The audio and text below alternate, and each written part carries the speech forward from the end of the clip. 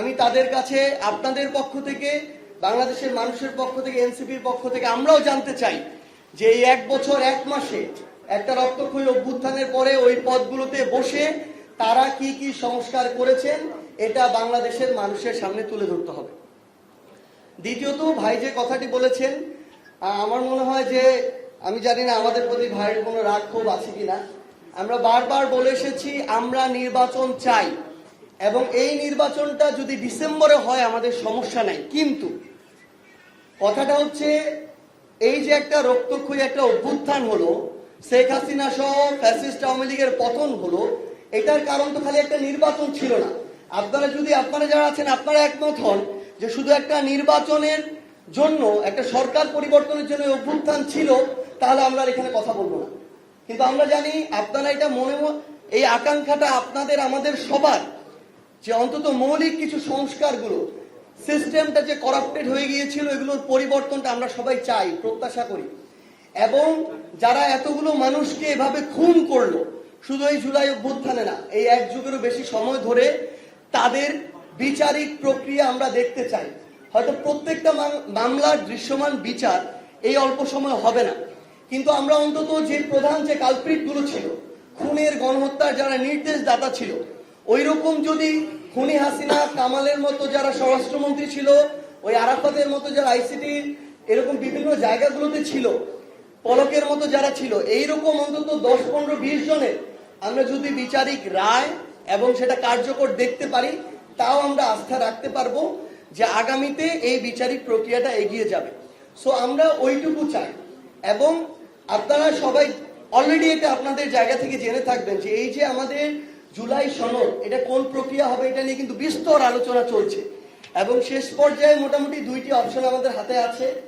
এক, এটা গণপরিষদ নির্বাচনের মাধ্যমে নতুন সংবিধান, যেটা সবচেয়ে সাস্টেইনেবল ওয়ে। সেকেন্ড, আরেকটা বলা হচ্ছে, যেটা জামায়াত সহ বিভিন্ন ইসলামিক দলের পক্ষ থেকে প্রস্তাবনা দেওয়া হয়েছে, গণভোট, যেখানে একটা জনগণের ম্যান্ডেট থাকবে। বাকি সকল প্রক্রিয়া কিন্তু আইনগতভাবে বাস্তবায়নের পথে বিভিন্ন ধরনের লুপহোলস রয়েছে। সো আমরা আমাদের জায়গা থেকে স্পষ্ট করে আবারও বলি, ফেব্রুয়ারি কেন, তার আগে নির্বাচন হলেও আমাদের সমস্যা নেই, কিন্তু আমরা এই মৌলিক সংস্কার, আমরা দৃশ্যমান বিচার, অন্তত যতগুলো মানুষের আকাঙ্ক্ষা, ওই কয়েকজন মানুষের আমরা দৃশ্যমান বিচার, এবং এই জুলাই সনদ, এটার আমরা আইনগত ভিত্তি চাই, গণপরিষদ নির্বাচনের মাধ্যমে নতুন সংবিধান করে। সো আমাদেরকে অনুগ্রহ করে আপনারা নির্বাচনের মুখোমুখি করবেন না, বরং আমরা মনে করি এখন অন্যান্য অনেকে যারা বিভিন্নভাবে নিজেদের এখন এক্সিস্টেন্সিয়াল ক্রাইসিস ফিল করছেন, তারা এই নির্বাচন নিয়ে ঘুরিয়ে পেঁচিয়ে কথা বলছেন, আমরা যেটাকে আমাদের জায়গা থেকে সমর্থন করি না। এবং সর্বশেষ ভাই আরেকটি কথা বলেছেন সিলেট নিয়ে। শুধু সিলেট নয়, আমাদের পুরো বাংলাদেশের যে জেলাগুলো রয়েছে, 300 আসন রয়েছে, আমাদের সেই কাজগুলোই চলছে। কিন্তু আমরা এনসিপি নতুন রাজনৈতিক দল, আমরা এখনো আমাদের রাজনৈতিক দল প্রতিষ্ঠার 1 বছর হয়নি। আমরা মনে করি আমরা একটা নির্বাচনে অংশগ্রহণ করি বা যে কোনো গণতান্ত্রিক প্রক্রিয়ায় যাই না কেন, তার আগে আমাদের ভিতটাকে শক্ত করতে হবে। সেই ভিতটা হচ্ছে আমাদের সাংগঠনিক কাঠামো। এই সাংগঠনিক কাঠামোর লক্ষ্যেই আমরা আমাদের যারা সমন্বয় কমিটিতে জেলা উপজেলা পর্যায়ে রয়েছেন তাদের সাথে কথা বলতেই আমরা বাংলাদেশের প্রত্যেকটি জেলার উদ্দেশ্যে বের হয়েছি। আমরা সিলেট বিভাগ আজকে এবং কালকের মধ্য দিয়ে শেষ করছি, এরপরে অন্যান্য বিভাগগুলোতে যাব। আমরা অক্টোবর মাসের মধ্যে বাংলাদেশের প্রত্যেকটি জেলা এবং উপজেলায় আমাদের আহ্বায়ক কমিটি করব, এটা আমাদের লক্ষ্য। এবং নভেম্বর মাসের মধ্যে বাংলাদেশের প্রত্যেকটি ইউনিয়ন এবং ওয়ার্ডে আমরা আমাদের আহ্বায়ক কমিটি করতে চাই। আমরা মনে করি আমাদের সাংগঠনিক কাঠামো যদি শক্তিশালী হয়, তাহলে আমরা সিলেট বিভাগের প্রত্যেকটি আসনে জনগণের প্রত্যাশা অনুযায়ী যে প্রার্থী, সেই প্রার্থীকে আমরা মনোনয়ন দিতে পারবো এবং বাংলাদেশের প্রত্যেকটি আসনে আমরা যোগ্য, সৎ এবং জনগণের প্রতিনিধিত্বকারী যে প্রার্থীরা রয়েছেন, আমরা তাদেরকে জনগণের প্রার্থী হিসেবে আগামী সংসদ নির্বাচনে আমরা আমাদের জায়গা থেকে মনোনয়ন দিতে চাই। আচ্ছা, আমার দুইটা প্রশ্ন, 1 to 1।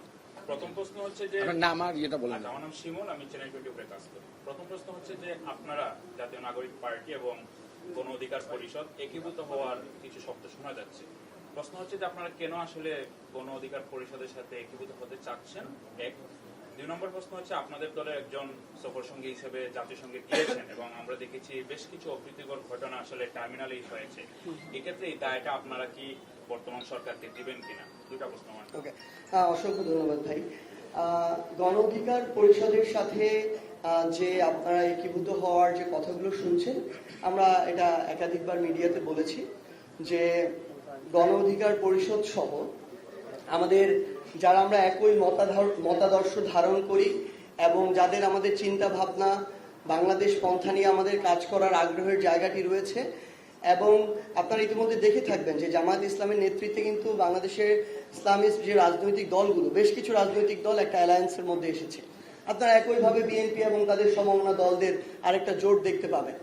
তো এখানে খুব স্বাভাবিকভাবেই যারা আমরা তরুণ প্রজন্মের প্রতিনিধিত্ব করি এবং যারা একই চিন্তা ভাবনাগুলো ধারণ করেই বিগত অর্ধযুগ বা এই সময়ের মধ্যে বাংলাদেশের রাজনীতিতে প্রবেশ করেছি, আমরা আমাদের জায়গা থেকে মনে করি যে বাংলাদেশের স্বার্থে, জনগণের স্বার্থে এবং আগামীতে জনগণের যে কোনো নির্বাচন বলি বা এই রিলেটেড যে কোনো বিষয়ে ফাইট দেওয়ার জন্য আমাদের এই সমমনা যে আমাদের দলগুলো রয়েছে, ব্যক্তি আমরা যারা রয়েছে, আমাদের একত্রিত হওয়া খুব বেশি প্রয়োজন। ইভেন আপনি দেখে থাকবেন বাংলাদেশের মানুষ এটা চায় যে তারা এক যেন হয়, আলাদা আলাদা হয়ে ফাইট দেওয়ার চেয়ে এক হয়ে মোকাবেলা করাটা খুবই গুরুত্বপূর্ণ। কারণ আমরা স্বভাবতই মানুষের কাছে শুনি যে নতুন কিছু, তৃতীয় কোনো একটা শক্তিশালী দল তারা দেখতে চায়। সো এটার জন্য যেহেতু আমরা খুব স্বাভাবিকভাবেই রাজনৈতিক দলগুলোর বয়স বেশি দিন হয়নি, সো আমরা এই জন্য এক হয়ে আমাদের জায়গা থেকে জনগণের জন্য এভাবে কাজ করতে চাই। গণ অধিকার পরিষদের সাথে আলোচনা চলছে, এখন পর্যন্ত সিদ্ধান্ত হয়নি, তবে আলোচনা যেটা চলছে সেটা পজিটিভ আলোচনা। এখানে আরো অন্যান্য রাজনৈতিক দল, এবি পার্টি রয়েছে, গণসংহতি, তারা তাদের মধ্যম পন্থার রাজনীতির কথা বলে থাকেন, বা অন্যান্য যে রাজনৈতিক দল বা প্ল্যাটফর্ম রয়েছে, এখানে ধরেন অ্যালায়েন্স হতে পারে, একীভূতকরণের আলোচনাও আসতে পারে, কিন্তু আলোচনা চলছে, পজিটিভ আলোচনা। আমরা আশা করি যে সামনে যেটাই দেশের এবং মানুষের জন্য ভালো হবে সেটাই হবে। দ্বিতীয় প্রশ্ন, গত পরশু দিন অ্যাকচুয়ালি বলা যায়, বা বাংলাদেশের সময় গতকাল, একদম অনাকাঙ্ক্ষিত, অপ্রত্যাশিত এবং খুবই বাংলাদেশের জন্য এবং এই অন্তর্বর্তীকালীন সরকারের জন্য একটি লজ্জাজনক ঘটনা ঘটেছে। অন্তর্বর্তীকালীন সরকার 3টি রাজনৈতিক দলের প্রতিনিধিদেরকে তাদের সাথে নিয়ে গিয়েছেন। তাদের অবশ্যই এইটুকু ক্লিয়ার ধারণা থাকা দরকার ছিল কাদেরকে তারা কোন প্রোটোকলে কোথায় থেকে কোথায় নিতে পারবেন। যদি না নিতে পারেন তাদের সাথে প্রতিটি জায়গায়, তাহলে ওই জায়গায় তাদের সিকিউরিটি নিশ্চিত করার প্রয়োজন ছিল। কিন্তু তারা বাংলাদেশের এই প্রধান রাজনৈতিক দলগুলোর গুরুত্বপূর্ণ নেতৃবৃন্দকে এমন বিব্রতকর এবং অসম্মানজনক পরিস্থিতির মধ্যে দিয়ে ফেলেছেন, যেটা শুধু আমাদের জন্য নয়, বাংলাদেশের জন্য নয়, ইভেন যেই সরকার, অন্তর্বর্তীকালীন সরকার তাদের সাথে নিয়ে গিয়েছেন, ইভেন সরকার প্রধান, এটা তাদের সবার জন্য লজ্জাজনক। এবং আমরা এর আগেও দেখেছি অন্তর্বর্তীকালীন সরকারের উপদেষ্টা জনাব মাহফুজ আলম, যিনি ছাত্র প্রতিনিধি হিসেবে রয়েছেন সেখানে, তার সাথেও এমন একটি অনাকাঙ্ক্ষিত ঘটনা ঘটেছে। কিন্তু এই প্রথম জায়গাটিতেও আমরা অন্তর্বর্তীকালীন সরকারের পক্ষ থেকে, পররাষ্ট্র মন্ত্রণালয়ের পক্ষ থেকে, কিংবা ওই দেশে আমাদের যে কনসুলেট রয়েছে, তাদের কাউকে স্ট্রিক্টলি কোনো অ্যাকশন নিতে আমরা দেখিনি। আমরা মনে করি এটাই অন্তর্বর্তীকালীন সরকারের দুর্বলতা, এবং এই দুর্বলতা তারা প্রত্যেকটি জায়গায় দেখিয়ে আসছেন। দেখেই অন্তর্বর্তীকালীন সরকারের প্রতি মানুষের যে আস্থার জায়গাটা, সেটা কিন্তু কমে আসছে। এবং আমরা মনে করি যে তারা যে একটা বিপ্লবোত্তর সরকার বা গণঅভ্যুত্থান পরবর্তী সরকার, ওইটুকু বোল্ডনেস তারা তাদের কাজের মধ্য দিয়ে দেখাতে পারছেন না। কারণ আওয়ামী লীগের যে কালপ্রিট গুলো ওই জায়গায় গিয়ে জড়ো হয়েছেন, এই তথ্যগুলো বা এরকম যে ঘটনা ঘটাতে পারে এগুলো তাদের কাছে ছিল, কিন্তু তাদের কনসুলেট বা প্রশাসনের মাধ্যমে তারা এগুলোর ব্যবস্থা নিতে পারেননি। আমরা চাই তদন্ত সাপেক্ষে, ইভেন যদি অন্তর্বর্তীকালীন সরকারের পররাষ্ট্র মন্ত্রণালয়ের যে কোনো অফিসার এটার সাথে জড়িত থাকে, তাদের বিরুদ্ধে যেন কঠোর ব্যবস্থা নেওয়া হয়। কারণ যারা ওখানে আছেন, এই আওয়ামী লীগের যে কালপ্রিট গুলো, ফ্যাসিস্টের যে দোষরা ওখানে আছে, তারা কেউই এই বাংলাদেশের যে ইউএস এম্বাসি, তাদের যে নথিভুক্ত কিংবা তাদের পাসপোর্টের সাথে যে তথ্যগত সম্পর্ক, এগুলোর বাইরে না। সো আমরা আমাদের জায়গা থেকে তাদের দৃশ্যমান কঠোর ব্যবস্থা এবং বিচার আমরা আমাদের জায়গা থেকে প্রত্যাশা করি। এবং অন্তর্বর্তীকালীন সরকারকে একটা কথা বলতে চাই যে বিবৃতির মধ্য দিয়ে নিজের দায় সারা যে আপনাদের মনোভাব, এগুলো থেকে আপনাদের বের হয়ে আসতে হবে। আর অল্প কিছুদিন সময় আপনাদের ভাষ্য অনুযায়ী আছে। তার আগে যদি আপনাদের ন্যূনতম দায়বদ্ধতা আপনারা পূরণ না করতে পারেন, তাহলে বাংলাদেশের মানুষের সামনে আপনাদের মুখ দেখানো আর সম্ভব হবে না। আচ্ছা, এর সাথে শুধু একটা জিনিস শুধু অ্যাড করতে চাই আমি এই প্রশ্নের সাথে, সাজিদ আলমের উত্তরের সাথে। আপনারা জানেন যে এখানে শুধু ফ্যাসিস্টের দূষণ না, বিদেশে ফ্যাসিস্টরা ভেগে গিয়ে ওইখানেই তারা ওইগুলো করছে, এবং তাদেরকে যে ফাইন্যান্স করা হচ্ছে, তাদের যে টাকা দিয়ে তারা এই আস্ফালন দেখাচ্ছে কানাডায় বা আমেরিকায় বা ইংল্যান্ডে বা ইন্ডিয়ায়, এই টাকা কিন্তু এই বাংলাদেশের জনসাধারণের টাকা, যে টাকা তারা 15-17 বছর চুরি করে মানি লন্ডারিং করে নিয়ে গেছিল। এখন এখানে শুধু যে আমাদের দায়িত্ব আছে বা অন্তর্বর্তীকালীন সরকারের দায়িত্ব আছে তা না, আমাদের সামাজিকভাবে আমরা জানি আমাদের এই অঞ্চলের অনেক মানুষ বিদেশে আছেন, কানাডায় আছেন, আমেরিকায় আছেন, এবং যে দুইজন পারপিট্রেটর যারা চিহ্নিত হয়েছে তারা কিন্তু সিলেটেরই তারা দুজন, তাদেরকে কিন্তু চিহ্নিত করা হয়েছে, এবং এখানে যে উদ্যোগ নেওয়া হয়েছে তারা they will be punished according to the US law. But more আমাদের দায়িত্ব আছে সামাজিকভাবে তাদেরকে প্রতিহত করা। তাদের দেখেন, তারা 1400 ছাত্র জনতাকে হত্যা করার পরেও একটা দলের কোনো অনুশোচনা নাই, কোনো অনুতপ্ততা নাই, ওইখানে থেকে তারা এখনো পর্যন্ত আবার আক্রমণ চালায়।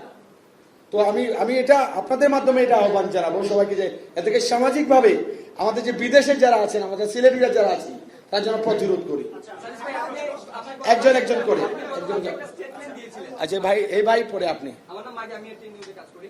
আপনি গতকালকে একটা স্টেটমেন্ট দিয়েছিলেন যে এনসিপির প্রতীক সাপ্লাই হবে, সেই ক্ষেত্রে কোনো অপশন নাই, এবং যদি সেই অপশন না হয় নির্বাচন কিভাবে হয় দেখবেন, এবং কারা নির্বাচনে গিয়ে মধু খায় সেই বিষয়টাও আপনারা দেখবেন। সেই দেখার প্রক্রিয়াটা আসলে কি? আচ্ছা, একটা প্রশ্ন, হ্যাঁ আপনি অ্যাড করেন। আমরা যেমনটি দেখেছি, জাতীয় প্রতীক আসলে নির্বাচনের কোনো রাজনৈতিক দলের প্রতীক হতে পারে না, সেই বিষয়টা আসলে কিভাবে, এবং শাপলা প্রতীক না পেলে আপনার আসলে নির্বাচনে কোনো এফেক্ট পড়বে কিনা? এটা সিম্পল, এটা আমি শুধু অ্যাড করে দিই। এটা মনে হয় বারবার বলা হচ্ছে, আমাদের জাতীয় প্রতীক কি? না না, ওটা সাজেস্ট ক্লারিফাই করবে বা ভাইয়ের যে এডিশনাল প্রশ্ন যেটা, এটা জনপরিষদের অলরেডি আছে। আমাদের জাতীয় প্রতীক কিন্তু শাপলা না। আমাদের জাতীয় প্রতীকে 4টা অংশ আছে। এখানে ধানের ছড়াও আছে, এখানে ধানের শীষও আছে। আপনারা যদি জাতীয় প্রতীকটা আপনাদের যে বের করেন, ওইখানে দেখতে পাবেন তারা আছে। তো তারাও হতে পারে আপনার একটা দলের প্রতীক, ধানের শীষ হতে পারে একটা দলের প্রতীক, কিন্তু শাপলা কেন হতে পারবে না? ওইখানকার লিগ্যাল গ্রাউন্ড কি? আমরা মনে করি যে ওটা অন্যায়, আমরা লেজিটিমেটলি আমরা এটা চাইতেই পারি, এবং এটা আপনারা সবাই জানেন, আপনারা ওইগুলো নিয়ে আওয়াজ তুলেন। বাকিটুকু সার্ভিস বলবেন, আপনারা করে ফেলেন। আচ্ছা বলেন প্লিজ। আমি শহীদ সাংবাদিক তুরাবের সংগঠনের একজন কর্মী। আমার নাম নাজমুল কবির পাবেল। আপনারা জানেন, আপনারা যখন আন্দোলন শুরু করেছিলেন তখন আমার সহযোদ্ধা শহীদ সাংবাদিক তুরাব আমাদের বিপিজের পেজে সে প্রতিদিনের কর্মসূচি দিত। শাহজালাল ইউনিভার্সিটির কর্মসূচি আগের দিন দিয়েছে 18 তারিখে। 19 তারিখে এই সিলেটে জুম্মার নামাজের পর পরিকল্পিতভাবে তাকে পুলিশ হত্যা করেছে। আমি যেটা জানতে চাই, যে শহীদ তুরাবের রক্তের বিনিময়ে সারা বাংলাদেশ জেগে উঠেছিল, সারা বিশ্বের মানুষ জেগে উঠেছিল, সেই শহীদ তুরাবের হত্যাকারীদেরকে সেভ করার জন্য কখনই বিভিন্ন মোবাইলে সহযোগিতা করা হয়েছে। আমার অনুরোধ, আপনারা এটাকে গুরুত্ব সহকারে নেবেন। আমাদের সহযোদ্ধা যারা ধানের মধ্যে চুটা, ওরা এখন পর্যন্ত শহীদ তুরাবের হত্যাকারীদেরকে সহযোগিতা করে যাচ্ছে। আপনারা তদন্ত করে ব্যবস্থা নেবেন, না হলে এই শহীদের আত্মা আপনাদেরকে ক্ষমা করবে না। আমার আরেকটা প্রশ্ন, আমি আশার ছেড়ে দিয়েছিলাম আপনাদের প্রতি, যখন দেখতাম এই পূর্ণভূমি সিলেট থেকে সংস্কার হচ্ছে, সিলেট পরিবর্তন হয়ে গেছে, তখন আমরা লক্ষ্য করছি যারা ফুটপাথ থেকে চাঁদা পায়, যারা পরিবহন থেকে চাঁদা পায়, যারা বালু পাথর থেকে লুটপাট করে, ওরা এই আপনার 24-এর শহীদের স্বপ্ন দুলিশাত করতে গিয়ে বিভিন্ন ভাবে। প্রশ্নটা করেন। আমার প্রশ্ন এ ব্যাপারে আপনার সজাগ থাকবেন। ধন্যবাদ ভাই যে কথাটা বলেছেন, এবং ভাই আবার বলেন, আমরা তো এটা নিয়ে অসংখ্যবার আমাদের জায়গা থেকে কথা বলেছি। একটা রাজনৈতিক দলের নিবন্ধনের জন্য আমরা আবেদন করেছি, তার আগে বাংলাদেশের এই বিষয়ে অভিজ্ঞ যতজন আইনজীবী রয়েছেন এবং যত ধরনের নিয়ম কানুন আইন রয়েছে আমরা প্রত্যেকটা আমাদের জায়গা থেকে যাচাই করেছি। আমরা কোনো জাতীয় প্রতীক আমাদের মার্কা হিসেবে আবেদন করিনি। জাতীয় প্রতীকের যে সংবিধানের যে ডেফিনেশন রয়েছে সেটা অনুযায়ী শুধুমাত্র শাপলা কোনো জাতীয় প্রতীক না। সেই জায়গা থেকে যখন এই জাতীয় প্রতীকের একটা অংশ ধানের শীষ বা ধানের ছড়া, আমরা একটা রাজনৈতিক দলের মার্কা দেখি, আমরা তারা আরেকটা রাজনৈতিক দলের মার্কা দেখি, এবং কোনো আইনগত বাধা না থাকার কারণে আমরা আমাদের জায়গা থেকে শাপলা জাতীয় প্রতীক হিসেবে, জাতীয় প্রতীকের যেটা একটা অংশ সেটাকে আমরা আমাদের মার্কা হিসেবে চেয়েছি।